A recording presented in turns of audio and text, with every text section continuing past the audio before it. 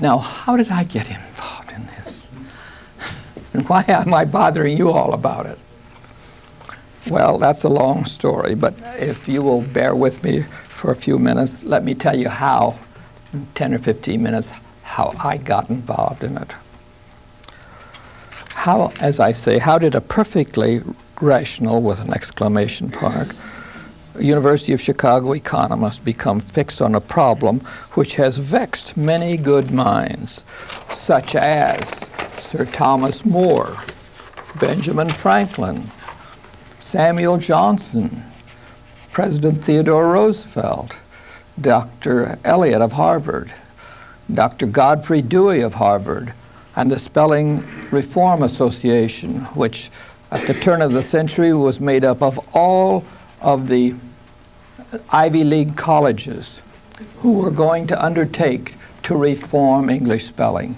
But no one at that time was either brave enough, I think they were sharp enough, but they were not brave enough to ask for a one-for-one spelling of English. And the problem there lay in the printing machinery business and typesetting business. And that's where Malone unconsciously became aware of this. I had a strange old father that thought by the time I was in the 7th grade I should learn to type, and so I spent a wasted summer learning touch typing.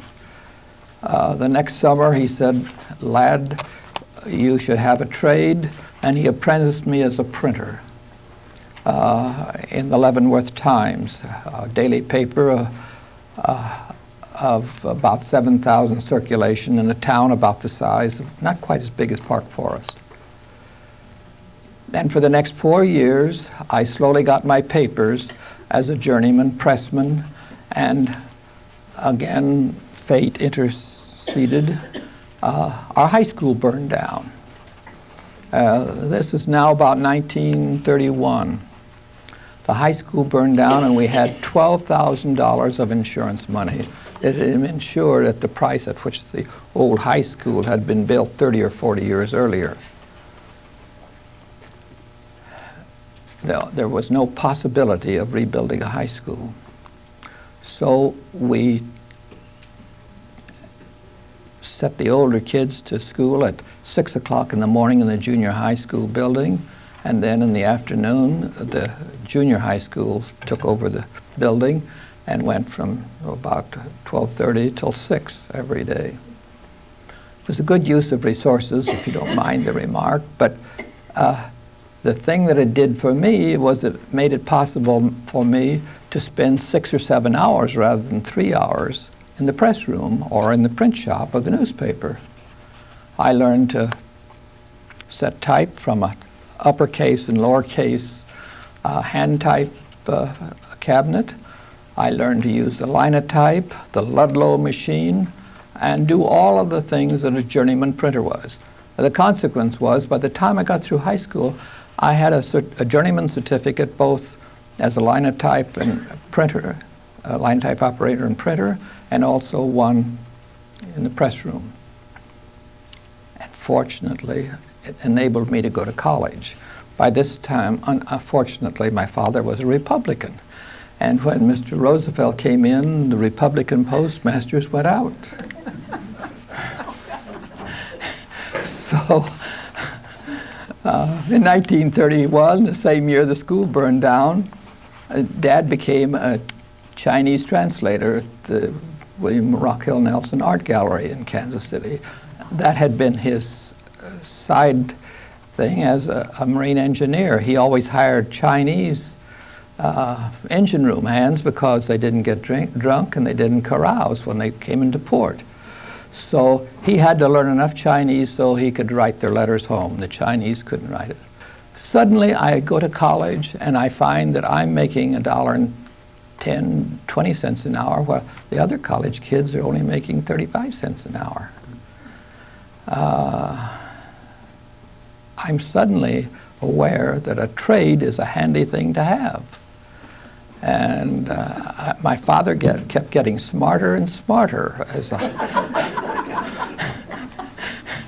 Anyway, I'm immersed in these damned letters, of which I don't have enough to represent English with.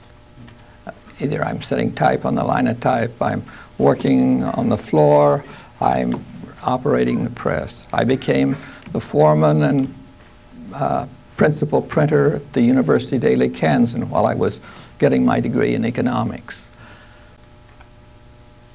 Again, I had the good fortune of having to learn German and French in college. Then when I went to the Radio Corporation, they wanted me to learn Spanish because they had a lot of trade in Latin America.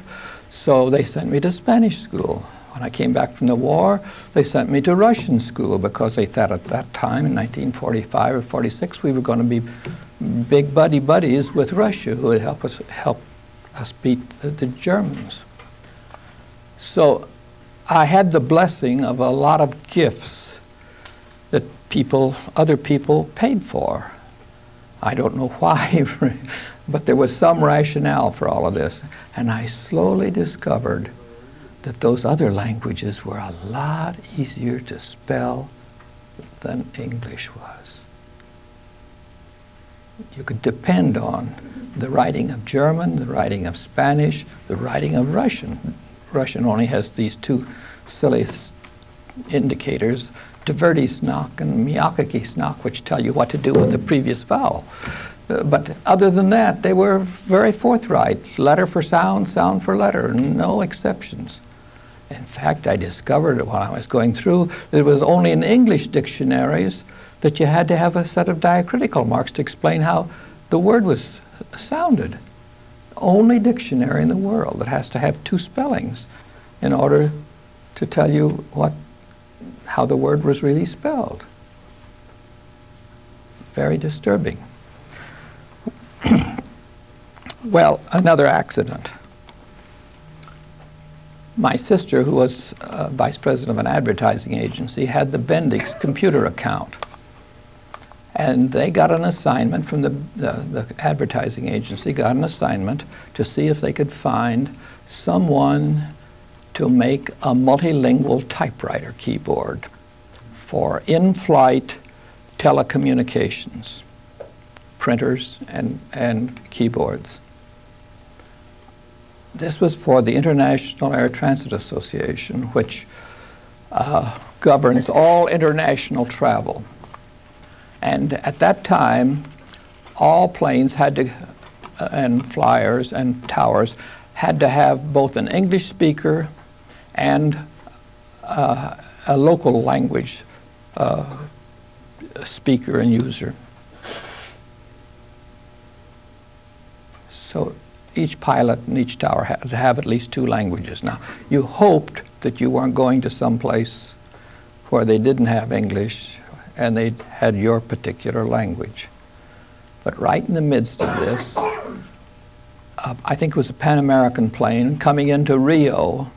The pilots knew no Portuguese, and at that moment, the man in the tower knew no English, and it was cloudy. The plane hit one of those miserable mountains around Rio, killed everyone. The next day, the International Air Transit Association adopted English only in all towers and in all planes in international travel. It was that day and to this day the international air language. Suddenly, English is the international language. And so the project was canceled.